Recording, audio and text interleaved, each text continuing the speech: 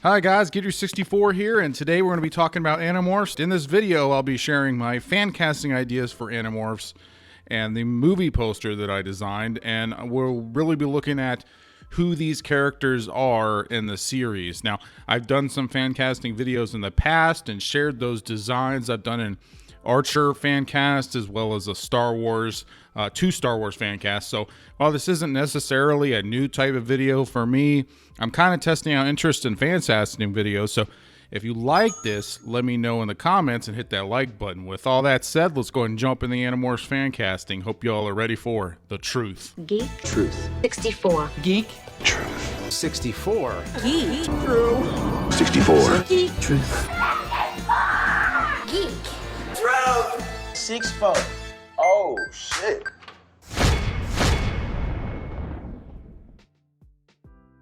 I'm going to assume because you clicked on this video that you're a fan of Animorphs, or you at least know of Animorphs, but just in case you are not, this series spans 63 books, but to simplify the premise, 5 kids are given the power to morph into any animal they touch by a dying alien. Now, this is very similar to how Hal Jordan got the power ring from Abin Sur in how he became the Green Lantern. So the kids in the Animorphs are given the power to fight an alien invasion that have been happening on Earth.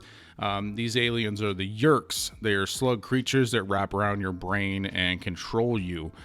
This is very similar to like Invasion of the Body Snatchers. It's a simple premise on its face, but Animorphs really tackled a lot of very deep moral questions and gave us the darkest and most violent young adult book of all time, at least in my opinion. I mean, this book was targeted for 5th graders after all. So the kids in the first book are from 12 to 13 years old, and the fight that they're fighting lasts about 3 years in the book. So for me, making sure the casting choices were actual teenagers was important in this casting.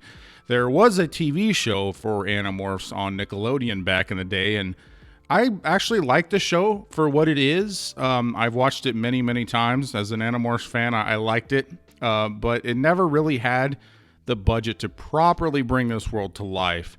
And while I also like the casting for that TV show for the most part, I always thought the actors were a little bit too old for their roles. Several of the actors were 19, 20, 21. This is a common thing in television and film to hire adults to play kids. And while some people can pull it off, usually I never really buy into adults playing kids. And the age of the kids is important to a lot of the morality that the books bring into question. So again, for me, it was important to make sure all of my casting choices were under 20, or at least really look like they could pull off someone being 15 to 16. I think trying to target the 12 to 13 age group for the movie wouldn't really work out as well, and trying to get kids for that casting age would most likely require unknowns, kind of like what they did with Stranger Things, which is all well and good, but obviously I'm my casting limitations require known actors for me to pull from. So now I have done a previous video detailing why Animorphs should be a Netflix series instead of a movie, so I'll have that linked at the end of this video. But with all that out of the way, let's go and jump into the first casting choice. First up is Tobias. In the books, he is a loner. He is an outsider. He wasn't part of the core group of friends prior to getting roped into this fight and into this war. He was saved from some bullies by Jake, and he kind of hangs around Jake a little bit. He doesn't really have any friends. Like I said, he's a loner. Tobias actually has a really cool backstory that is revealed throughout the books, but I'm not going to really get into spoilers in this video, just in case one day you may decide to check out these books. So there'll be minor spoilers, I guess, in this video, but not too many. Tobias in the books is described as having dirty blonde hair, but the model used in the covers of the books portrayed someone with dark hair. So I've always thought of him having dark hair. So with that, I decided to cast Jaden Martell, best known for playing Bill in the 2017 remake of Stephen King's It. He has also played in the movie Knives Out and a miniseries called Defending Jacob. If you've never heard of Defending Jacob, it's because it's on Apple Plus, and I don't know a single person who has that streaming platform. But when I look at Jaden, I don't know, I see Tobias. He's a skinny, unassuming guy, and his character in it has a lot of similarities with Tobias in that he's just haunted by tragedy. He's got like this hidden pain, and I really think he'd be a good choice for Tobias. Next up is Cassie. She was a character that I found annoying in the earlier books, but as I got older and the series pushed forward, I came to enjoy Cassie a lot. She's the real conscience of the group. She keeps the team in check. She keeps the team connected to their humanity to a certain extent. She's the counselor, the one that anyone can go to when they need someone to just listen or somebody to vent, bounce ideas and concerns off of. And that's also part of why her relationship with Jake grew throughout the series. He was the leader, and because of that, he carried more weight than anyone. And I think without Cassie, he would have failed. Keep in mind that these are kids fighting this secret war where they don't know who they can really trust, and everybody could be considered the enemy. I mean, it's pretty serious stuff. They have to murder people, and the fact is just not glossed over in the series. So Cassie being the moral compass is extremely important. Beyond that, she's also the most adept at morphing. She was able to control how she morphed, unlike any of the others. Morphing was usually a disgusting process in the book, and it was random every time.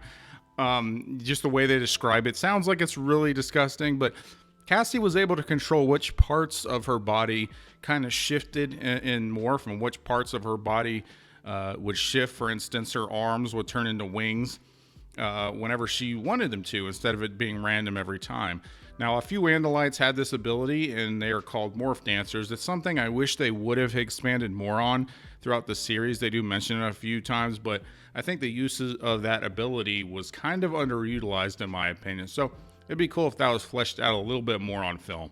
Admittedly, I didn't have a good casting choice for Cassie. I don't really know who would pull off this character. She's arguably the hardest to pull off, I think, because of how understanding she has to be. It's something that we don't really see very much these days, especially from young characters. There tends to be a lot of sympathy, but not much empathy. So, and those are two very drastically different things. But given that I had to pick someone, I went with Lovie Simone. Now, I've never seen her in anything. I got the idea from someone else's casting idea online. So after I exhausted all my potential choices, I went looking, and thankfully there are other Animorphs fans out there to help me out. So thanks, Dylan, with 3 Ys. I can't tell if Lovie Simone would be good for the role, but I mean, your pick sounded good to me. I didn't really have anything else to go on, so I needed to pick someone for the poster, so thank you. And such is the case sometimes in fan casting. You just gotta pick someone. Next up is Marco. This was my favorite character as a kid, in the same way that Michelangelo was my favorite turtle as a kid. I don't know, I always liked the fun comedic characters. But again, as I got older and the series continued, I really got a better idea of this character, and there's a lot more to him than just being, the funny guy, the comedic guy. He lost his mother in an accident, and he only has his dad. He doesn't want to fight in the war because he's witnessed tragedy and has an idea of death in a way that the other kids just don't have the same context. Most kids and younger people have a sense of invincibility to them because they don't really have the same context that Marco has. Now, he tells jokes to stay sane in the face of death, and there's a point where he actually does decide to give up the fight. He just doesn't want something to happen to him because he can't put his dad through that happening. So it's only when he finds out who Visitor 1 is that he really gains a reason to fight. It not only gives him motivation, but really strengthens the character's intricacy to the larger story of Animorphs. Now, Marco was an easy casting choice for me and was the first recasting choice I actually made. After watching Cobra Kai, I love the character of Diaz, played by Zolo. I'm going to call him Zolo. This is how you spell his name here. I'm pretty sure I'm going to butcher his name. I almost immediately started thinking about a recasting of Animorphs because I knew that he would be a good Marco, like a current casting for right now. He's got an inane likability factor. I'm sure he could deliver on some great jokes if given the right material, but really it comes down to just charisma from Marco. I think that that's very essential to that character, and I think Zolo has that. Next up is Rachel. This character is the Wonder Woman. In fact, Marco refers to her as an Amazonian warrior many times in the series, and you know, maybe she starts out that way, but she really transforms more into like the Wolverine. She grows to enjoy the fight. While at first her inherent strength is a major asset to the team and helps her deal with stuff, it becomes detrimental at times. She almost has like a drug-like addiction to fighting, to tearing apart aliens limb from limb. Like there's no real moral ambiguity in her mind to what she's doing.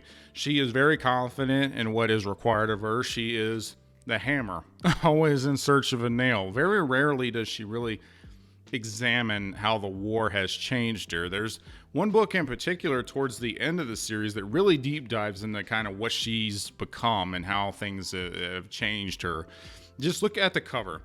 You can get an idea of what kind of person she turned into. She does a decent job of separating the two parts of her personality for the most of the series, I would say. Her healthiest relationship in the series is clearly with Tobias. So when casting Rachel, I thought of a few different people. There was Chloe Moretz, who played Hit Girl, was one of my initial choices, or Haley Steinfeld, who recently starred in Bumblebee, because I really remember her being a great young actress in the True Grit remake. I also thought of Karen Shipka. I'm pretty sure I'm butchering her name too. She's most known for the Sabrina remake, but I thought she showed a lot of promise in Mad Men as a young actor. But ultimately, I went with Millie Bobby Brown. I think she has a grapple on acting at a very young age, and she fit the age group better than those who I previously mentioned. She's recognizable as Eleven in Stranger Things. And you know what? I think Animorphs has the potential to bring the original fans of that series as well as the type of audience that enjoys Stranger Things. I think that those audience could easily cross over. But I really think Millie Bobby Brown has that ability to bring the hidden emotion required to play Rachel. And she has already played a young fighter with 11, so I'm not sure if others would be down for this casting.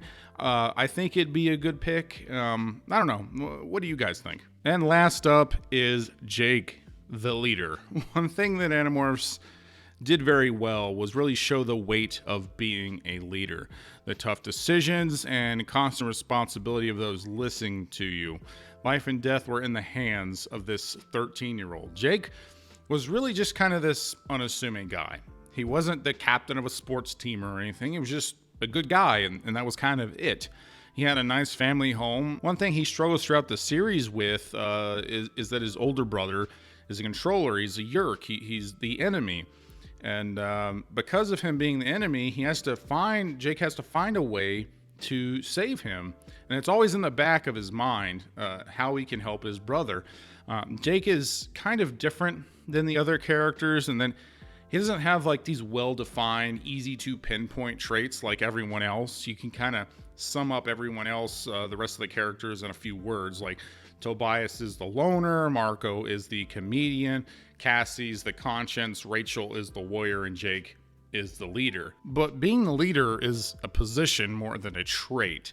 It's forced on him by the situation. Like I said, he's just kind of this typical good guy thrown into being the leader. And I think that's important to note. Because of this, we kind of see the impact of this fight represented in him more than anyone else, more than the other characters.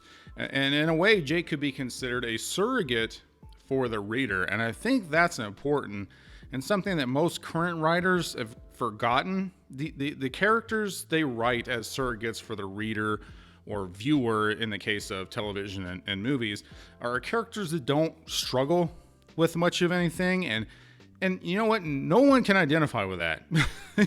Those characters can't be surrogates because we all have different struggles and issues in life. And there's no connection to a character who has no struggles or obstacles to overcome. And also, you can have no stories without those struggles or obstacles either. Like if you win every time, there is no suspense. And the victories have no weight because there's nothing to contrast a loss with. This is why so many people hate the character of Rey in the Disney Star Wars sequels. There's 3 movies, and Rey never lost a fight. She needed no training, and she just kind of wanted everything. And that's just not interesting. In Animorphs, these kids constantly lose. They are completely outmatched. Every so often, they win a battle, and that kind of keeps them going, even though there's really no hope of winning the war. And Jake carries all of that on his shoulders, and you feel it threatening to crush him throughout the series. So when casting Jake, I went with David Mazouz. I'm pretty sure I'm butchering his name too. I don't know if you've guessed this by this video, but I'm terrible with names. But he's best known for playing a young Bruce Wayne in the TV show Gotham. I never finished watching the series personally. I stopped somewhere in season 2, but I think he did play a good younger version of Bruce Wayne. But the story in that series never really utilized him properly, in my mind. At least not with the 2 seasons that I saw.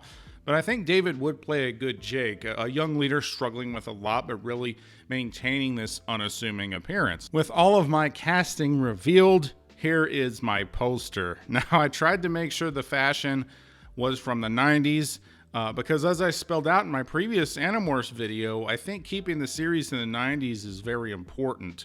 There's a multitude of reasons for that. So as far as the fashion's concerned, I really want a lot of overshirts and denim, because that's kind of quintessential 90s.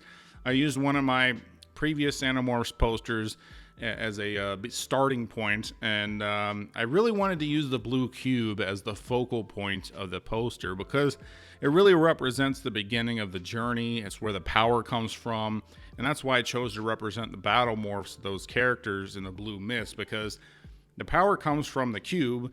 Now, I did think about putting some movie credits down at the bottom, but I decided against it. I thought it'd be cleaner without them. Now, I did do it both ways, but again, I just thought it looked cleaner without them. If you do want a better look at the poster, I have been looking into starting an Instagram account where I can start loading up some posters. But what do you guys think about my casting choices? Who do you think would be good for these roles? Let me know what you think about this new animated format for some of these video analysis videos. I'm very interested in your opinion. And are you looking forward to Animorphs coming to film finally 20 years after the series ended? Comment, let me know. I'm very interested in hearing from other Animorphs fans. There's not a whole lot of us, I don't think. So I'm very interested to hear from other Animorphs fans. I want to thank my subscribers, because you guys are awesome. Thank you to everyone who checked out this video. And if you like this video, please like, comment, share, subscribe, do all the YouTube stuff, or don't. I'm not a beggar. I'm Geek264, and I'll always tell you the truth.